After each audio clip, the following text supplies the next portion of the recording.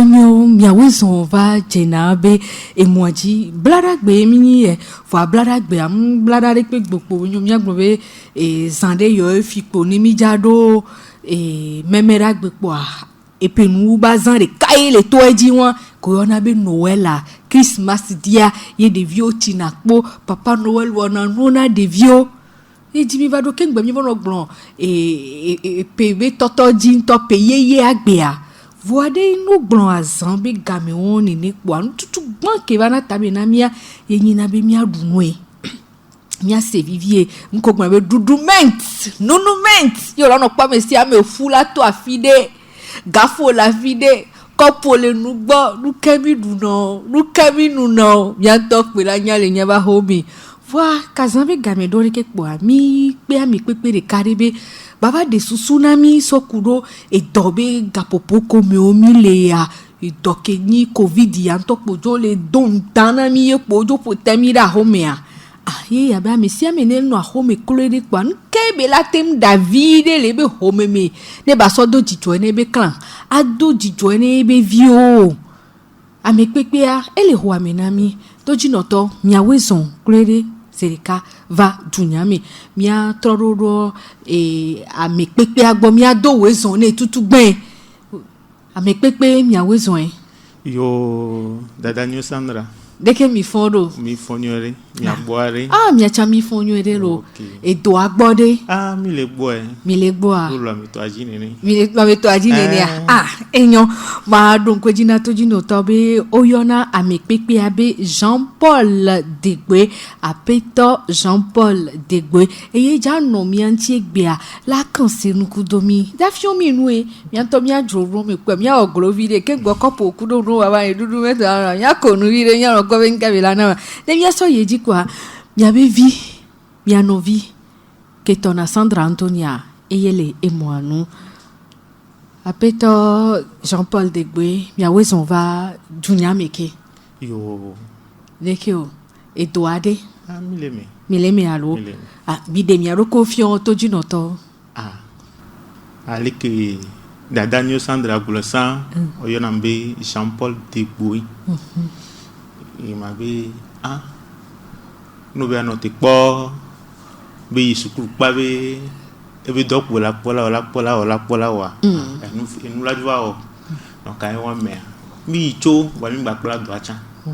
donc ay na mi anto mi wa do mi nu vi koto ere ke mi so organiser na asana mo wa dan na mo ko de to donc ya bi do ba mi ko to Jano event amola bin keni Jano ay Jean pour mi so au viré daro nu bone pour mi so Jano event en événementiel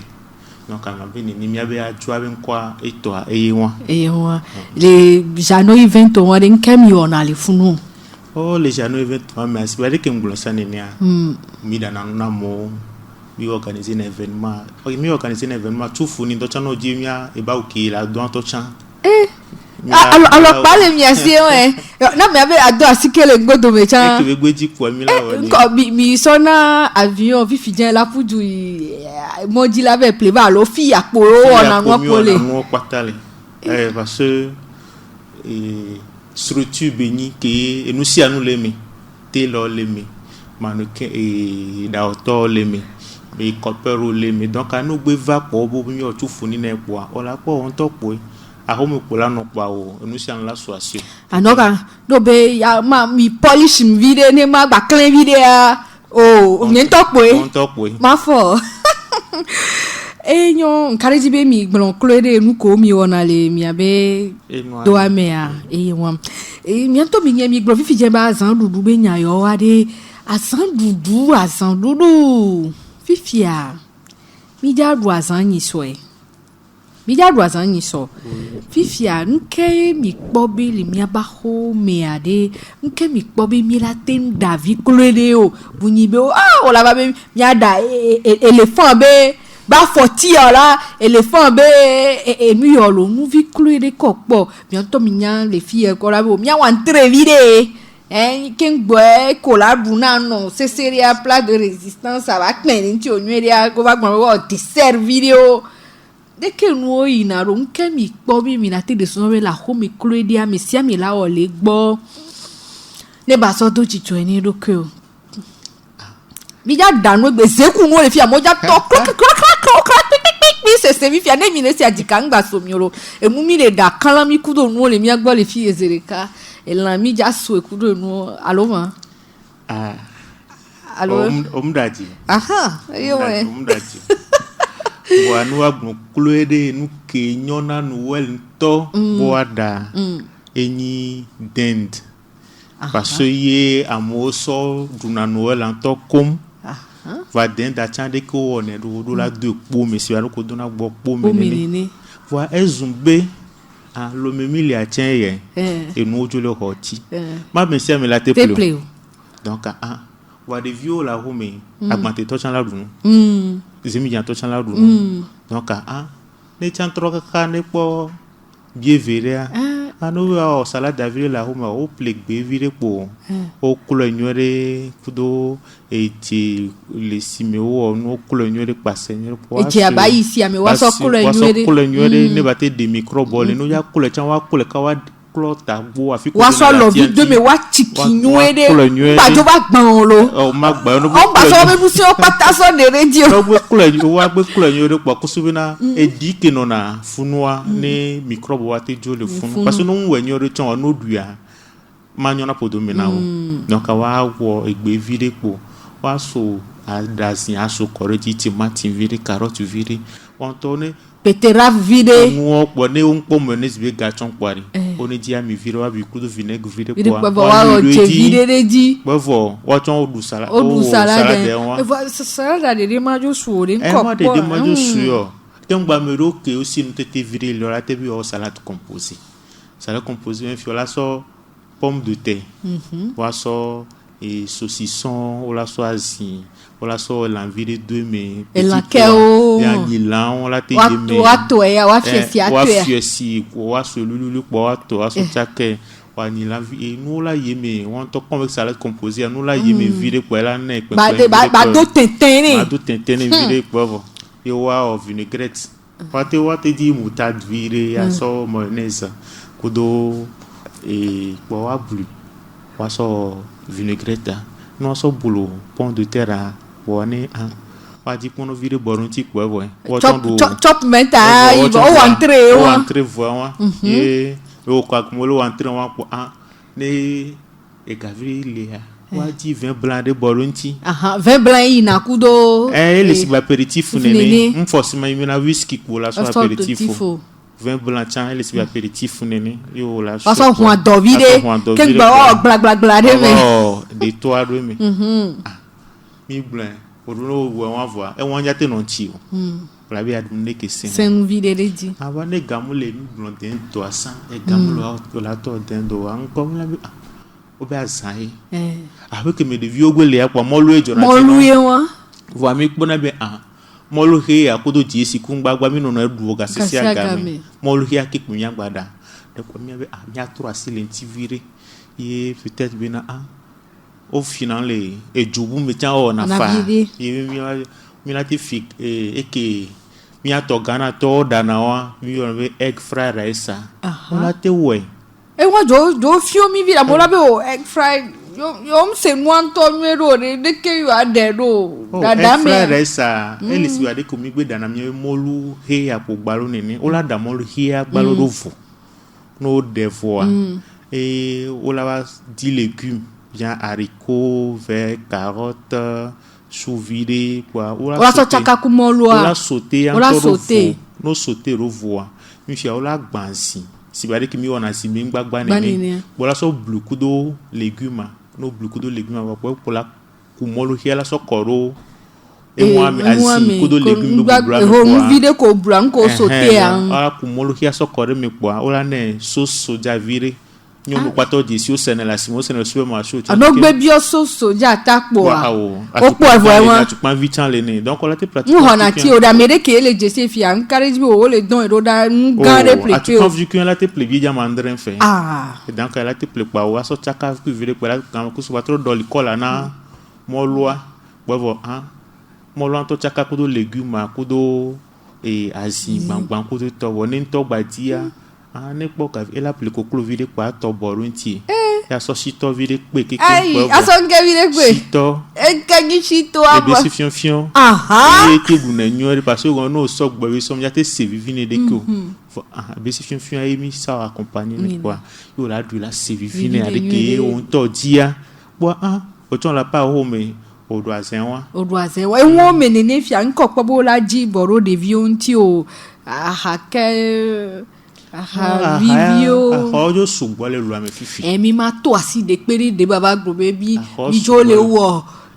doko yo na ma publicité na yo wa doko mi ame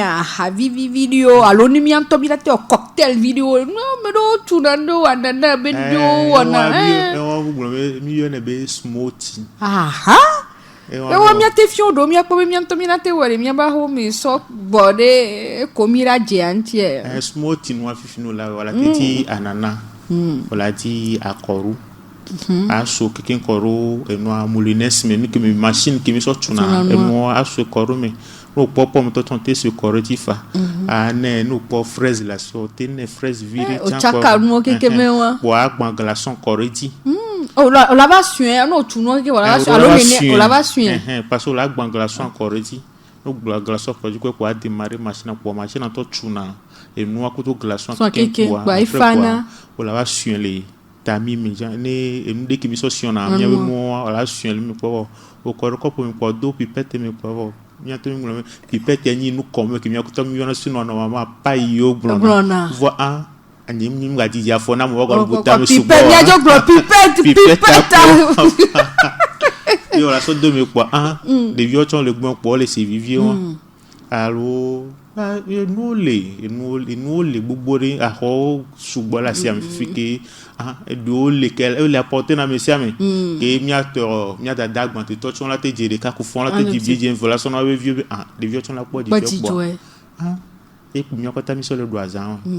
mi to asi enu ya e vin blanc wine here mi to asi san kaka me o ba ton asi jen tiens o ça accompagner na surtout viande rouge no le viande rouge hula ni lambe no et beaucoup de temps nous la so accompagner parce que vin blanc elle est plus nous so accompagner et poisson bien ou la sorte so apéritif que nous milieu du poisson en sauce alors poisson grillé on il a été so accompagner alors fromage bien nous il a été so accompagner donc à vin rouge bon elle est plus liée na et viande rouge ne gamo ba le train no e fubata no kokolo kweton ai me rouge ava honanyi nona va mais c'est un coup de goût amero le préféré na vin blanc donc on a été non vin blanc kaka on a été so accompagner nous de coco fa mais bon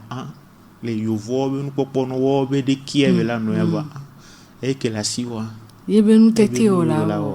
ma bi o na yo vo be yanyi kwa yo ne mjo la so kwa yo jitiri me bi na ya jo e po pata e ke gbe la so po chan we nu ko so chan gbe po dijo jun wa po o so nto la do dijo na roko amere ya ma ba o na wo gbe enyo enu ya fifia le ko blona mi to asi mi kele blon dend be nyade san be yin to so duna no wela amiko sintetele yo la te wore ke be dendare le ke o one ado e won fia ma be no le di frère agbe ni won to le ti asi o la play o la win o ka o po ma te be po asime to la play no supermarché le patapata o ni sujet le supermarché ko la te funu la play le funu o la play le funu quoi no play supposons on ko ja we mercredi on fifia ni nu ba do la menio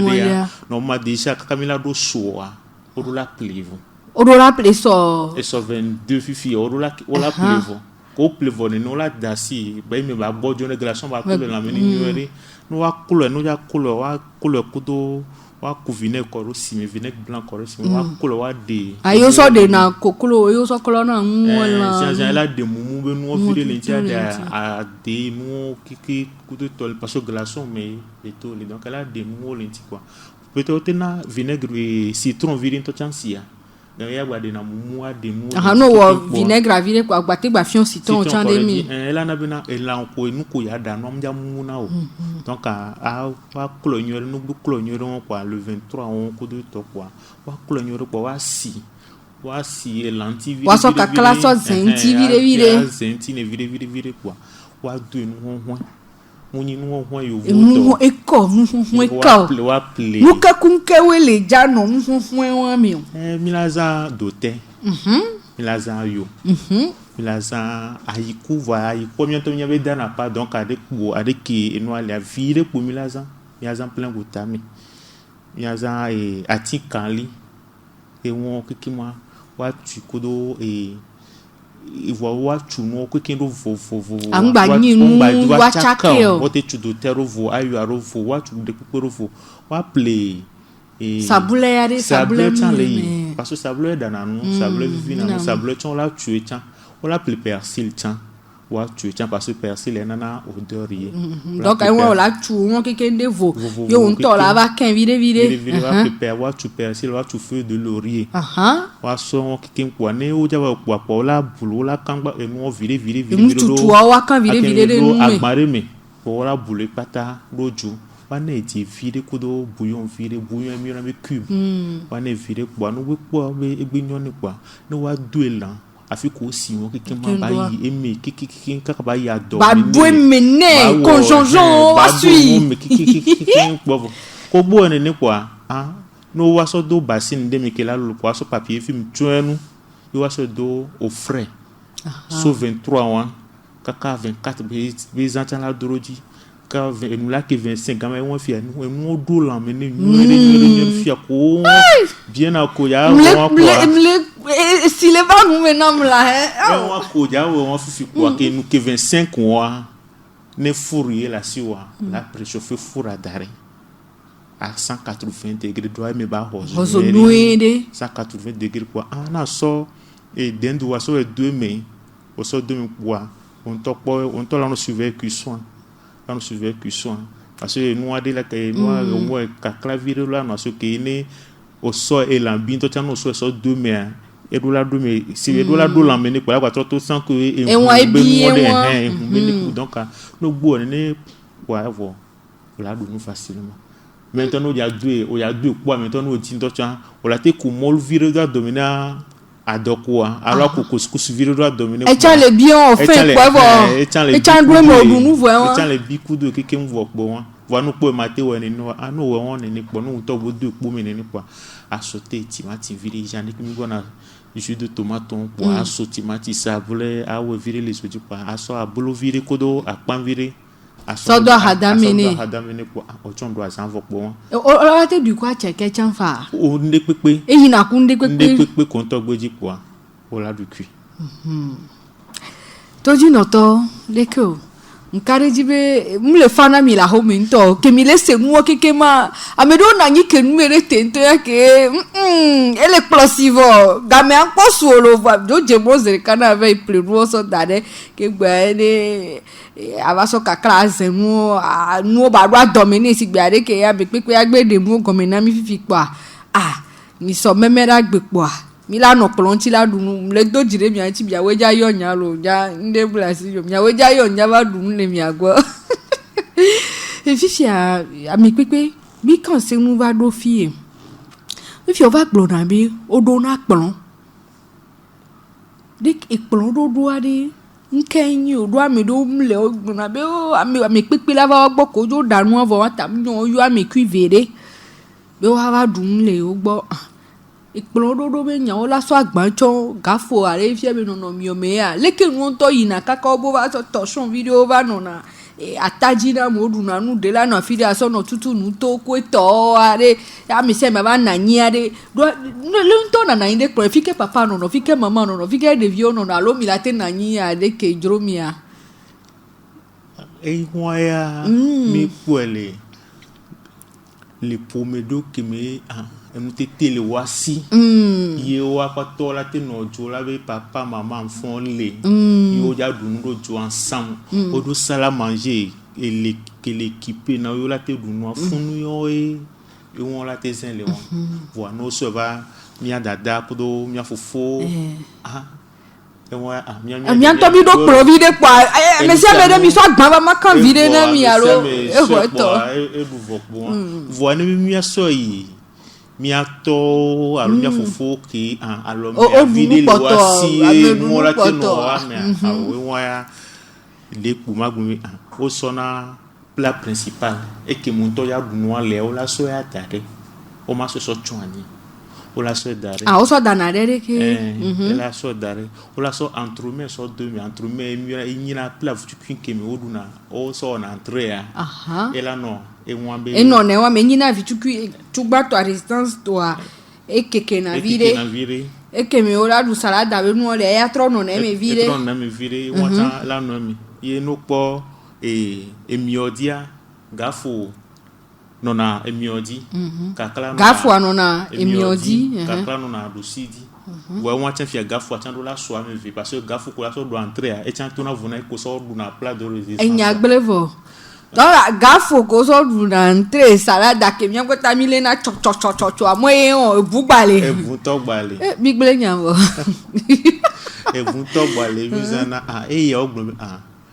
wa mnya to mi do na gbe comme des mortels e na bi na e ke mi gbe popo ye mi so na do mi so ina ku voa no i restaurant gangan janu i de frévier ko de ton anu la dresser table na ola ko be nu pata ola sogbele e plantino e won fino ko do la do verre à vin ko do fruta champagne tiala na parce que copo ko ya so no si e tout venez ko ya so no vin et tout venez ko la so no champagne mi ja pra mu o ki ken finya lo do e de na nanyi gobore ke e na nanyi ken gbe de bana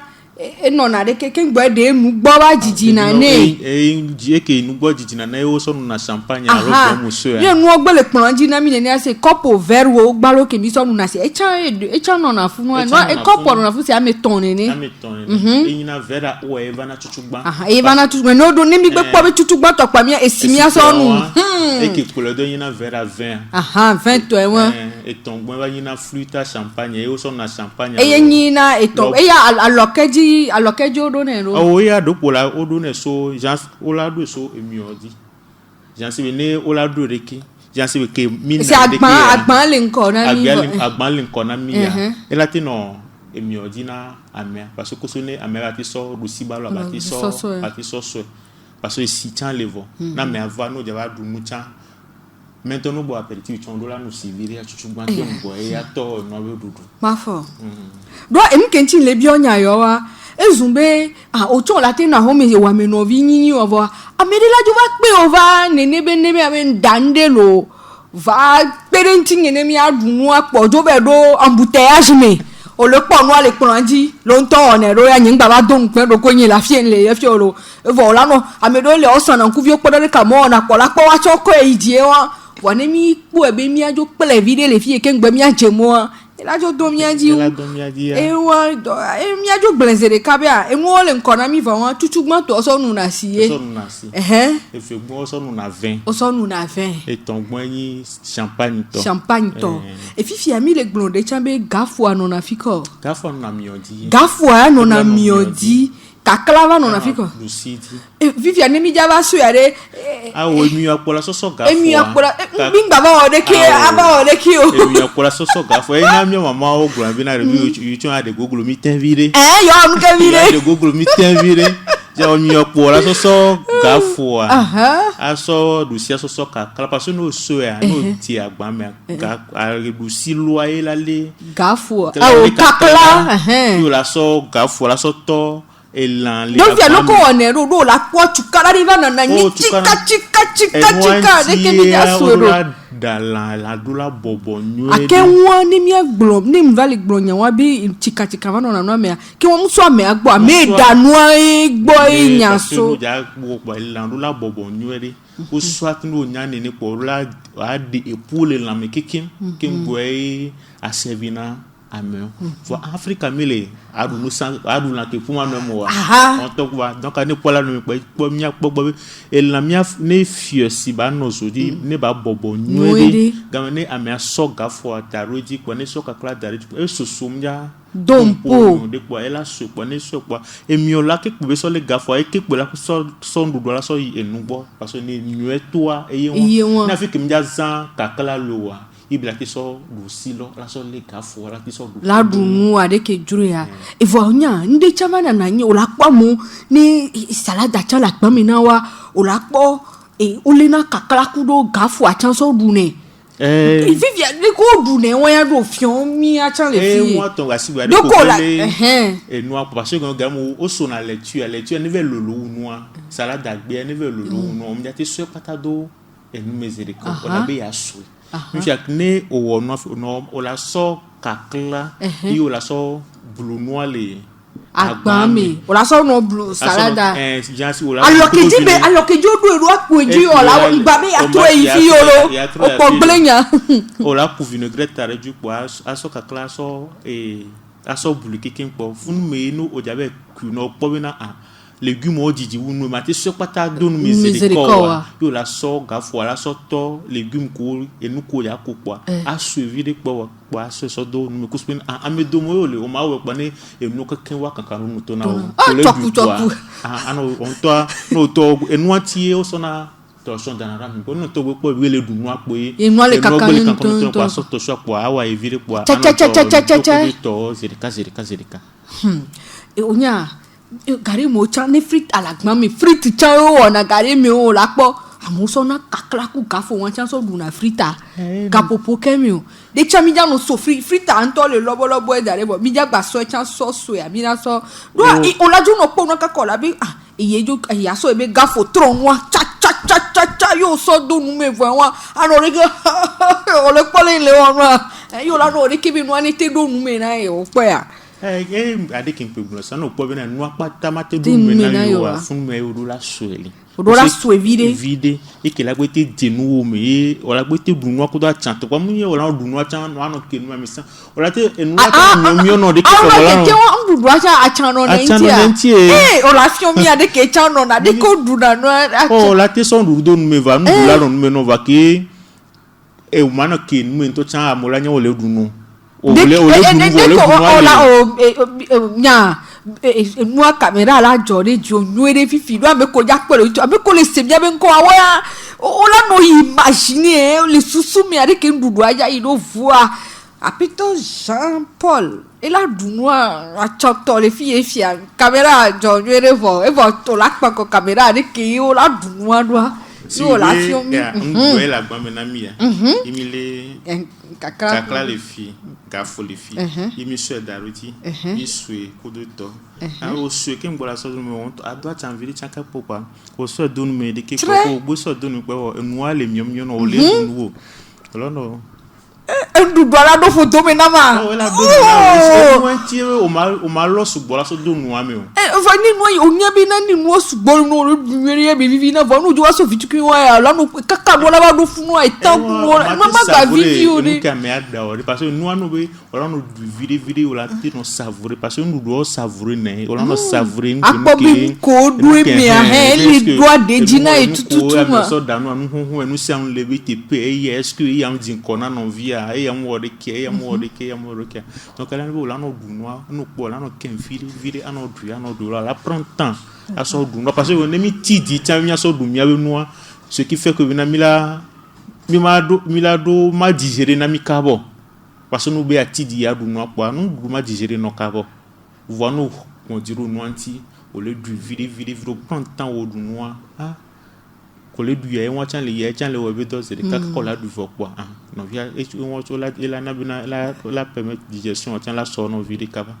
et puis no le du nu yo mtele digérer no kaba ware 20 onu na nko na troso jara no amero gbona be no du nu kaka e podo apin no dare voa over nu na 20 rouge so digérer nya wenyi nya nyona na nyi ha mi 20 rouge so digérer nya ka mi do blone wa nya we a mo laisser o blemi mo laisser na mere gbonye fi mo be gbo no daje mo laisser en principe les sites no du nouveau digérer ai whisky no to le mieux digestive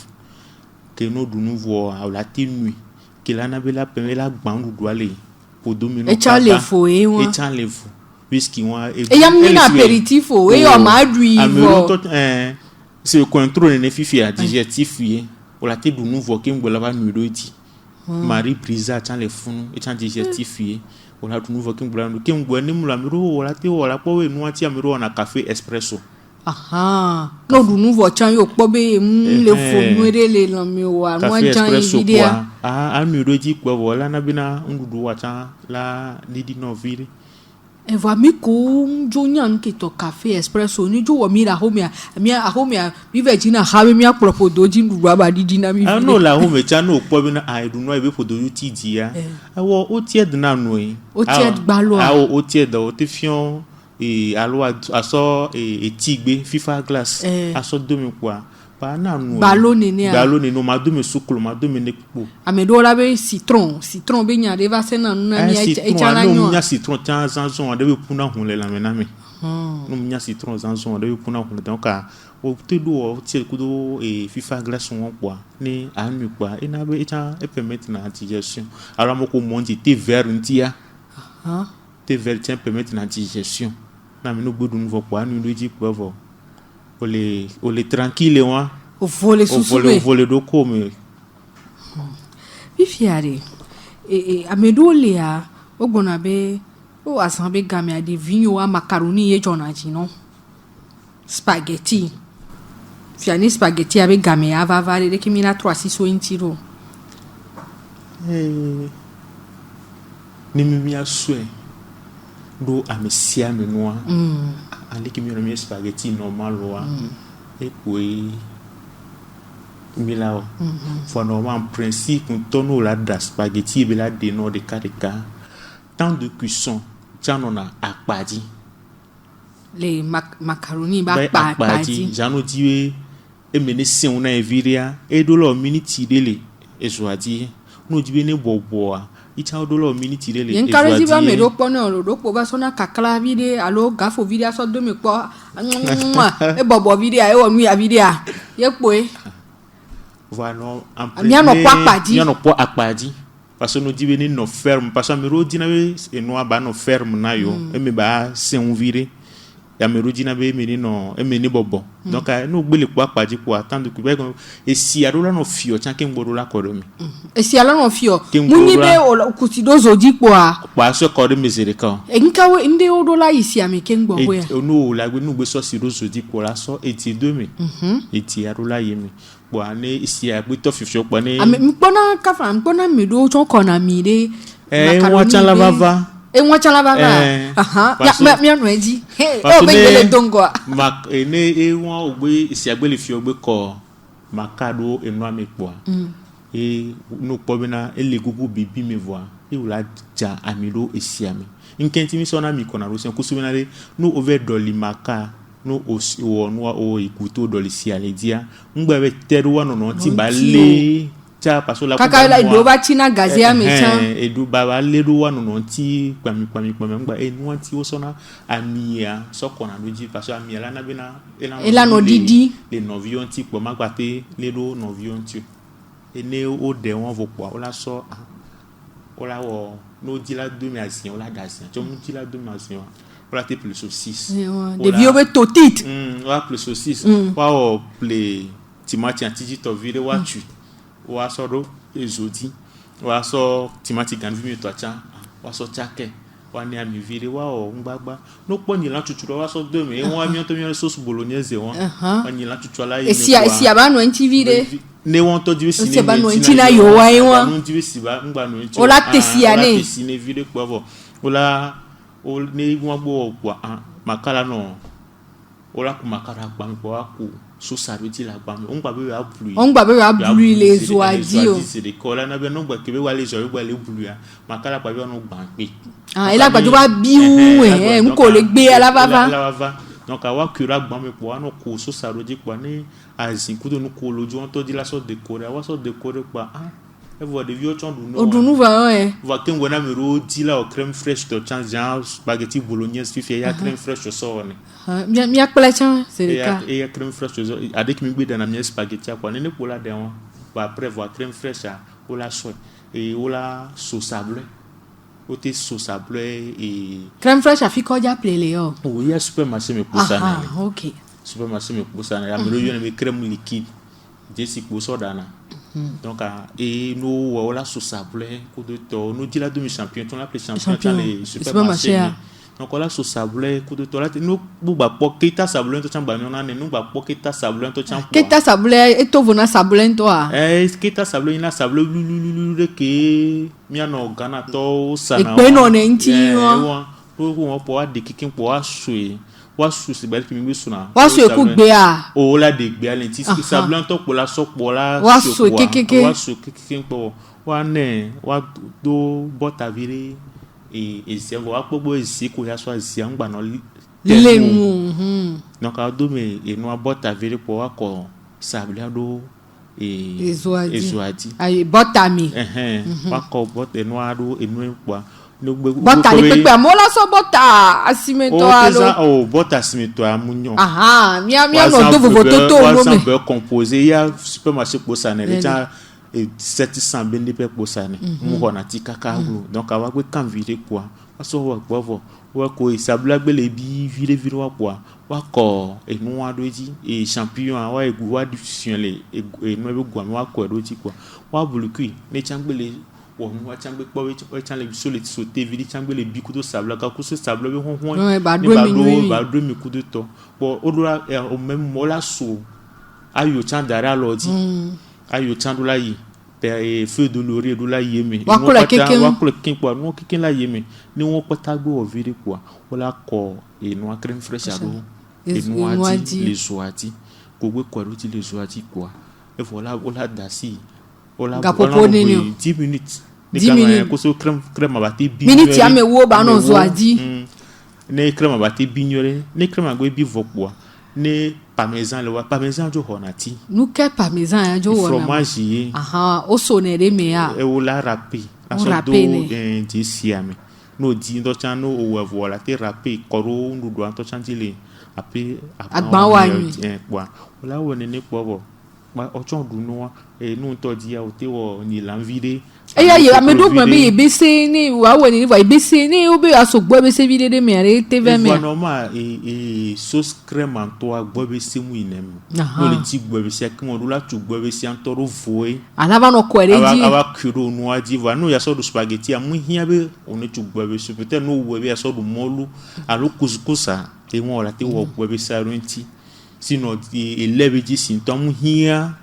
ebise kokoko bena ne no miao jina le Africa miao ye wen le po be bisi no ya no bitame ba no jade no kuito do ne ya me achangbe wo ne kwa e chan wo e chan do spaghetti on wa e to vo ne kebe du na kokoko le no adia lo boa e won chan to vo ne won donc e chan po dijo lebe ahome wa enyo mi encourage be mi to asi be nyo mi to asi entrée be nyo plat de résistance be nyo mi to asi clo vire voir nous devant na nyo ba yo na be dessert nke ya ona ya yelo no la te fiomi de carré do am le ko be game antojo si tere mi anti ni mi la tele so sotane vide a so chare mu quoi dessert fifia me do on a fruit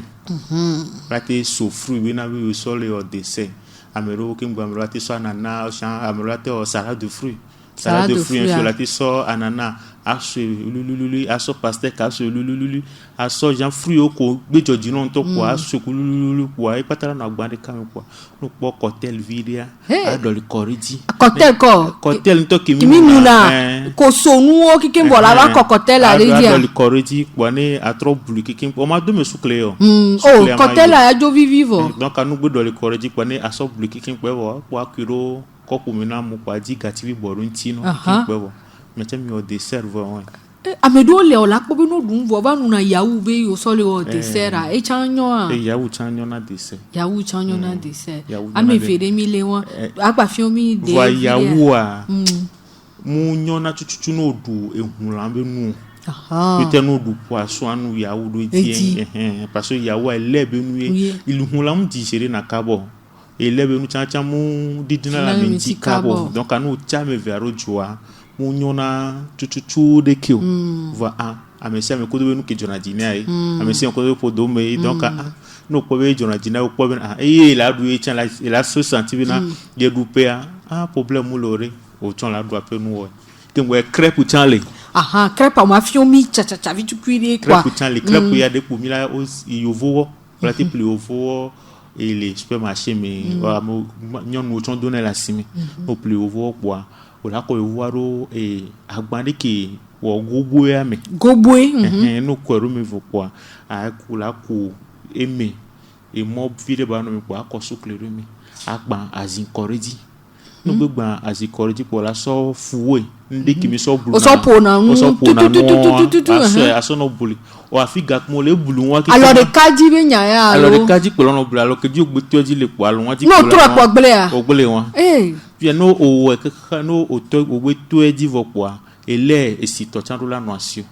ele situation do la no ko le ko sa ganvi meton alo carton meton ko sa le supermarché carton meton ko sa supermarché on no carton me no na roba be go me ko do chono na carton me chan do la no asio ko gbele bulu e wa ne ne po ko do e farina ko do asin ko do to po o nde ele a chance de ka wa o do la bulu pata do la o la ba gbojo nyere lawo elimi si bebe na ware ko fana imani ni no kanegbo ni vo polati pani de so daro ezoti wa pani amani pani ke ile na nu mani pani ke ile na nu no to no do la de matiemo via negbe ovo ne pani agbelo zodi ni kwa ne odola wu ami video do pani ami ami de pepe po bon huile d'olive nyo ya vo huile d'olive nyo na ni ne mu nyo wa no po huile de tunu so la rumia ba million to chan ola ti so we fa ami se me la dunu apo wa no la wa peut-être no po papier torchon alo no do enua de ko gunama penso o ti ko ami ara agban mi po aso penso ato ami ami aso sisiro pani ami de no bo ne po la ku enua e farine ko bulu ko le aku vire ko mine ba kankaro enua mi po la dasi 5 minutes vire ko subina parce que zo chan la 5 wono ko subine gombe ba te bi ne gombe abivu ke mbola pro ne afivi gbon chan ne chan ba bi ne chan bo bi wo kwa o yo po crepe wo vo la va mlin pona bo mlin ne chan on to no dia ola ngero no viaji no dia ola we bi la o rouleau tongbe quoi et won mene ne fiare amedo va si dans chocolat ndo va ina dominer bi vo ne ga kun to le di we ola si chocolat ava si pata tartine do me wa no to be tiens et tiens nous crepe au chocolat ai ma fo on to we se vivine Apeto Jean-Paul e gamia joti te nyakele mi asine mi ate so u egbebe wona nu ma dakpe na toji no to ko le to aji yo o se mi abe enu me de do egbe a mi le dakpe na radio je na mi to pata wa so wa be tatwa kaka koro ami pota pote aji mi le dakpona dada nwe Sandra Anthony chanke pe mi va wa be muanu egbe a be mi va kansen viria akpe mi le dona amesia mi ro enyo akpe bi dore mi achare mi be game nwe attaque mi no mi anti mi be atoju no to ne se ngome wa duazan ne wa dojijo ni wa be klan wa akpe lo ne mi acha toji doto miawe no mianti yemi wo egbebe wona egbeto a mi so dare nu tie wa mi no do egbe akodo apeto Jean-Paul Degboe ke do jano event e linkoni jano event yo o dunazan événement de pepe le po ani mi gbe so e dasino pa wa chon wona wa to wa no mianti fio mi ade ke mi la te du de ke be Christmas ko na be epea wawe no mianti yemi so dui egbea ni so chan yagbano du kudo etanyabu sofifia nyamado joyeux Noël namilo babai nyabevi Sandra Anthony eyeno emwanu